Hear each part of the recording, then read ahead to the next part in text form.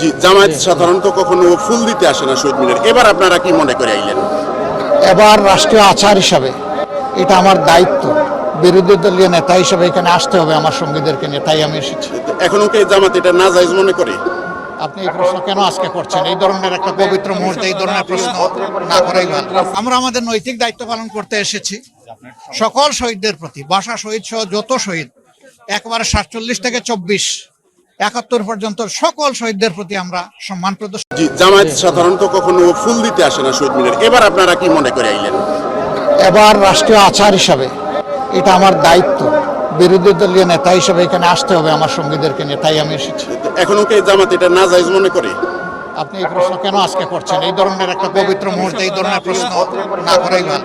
আমরা আমাদের নৈতিক দায়িত্ব পালন করতে এসেছি সকল শহীদদের প্রতি, ভাষা শহীদ সহ যত শহীদ, একবারে 47 থেকে 24, 71 পর্যন্ত সকল শহীদদের প্রতি আমরা সম্মান প্রদর্শন। জি, জামায়াত সাধারণত কখনো ফুল দিতে আসে না শহীদ মিনার, এবার আপনারা কি মনে করে আইলেন?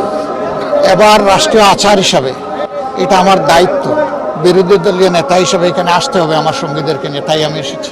এখনো কি জামাত এটা নাজায়েজ মনে করে? আপনি এই প্রশ্ন কেন আজকে করছেন? এই ধরনের একটা পবিত্র মুহূর্তে এই ধরনের প্রশ্ন না করাই ভালো।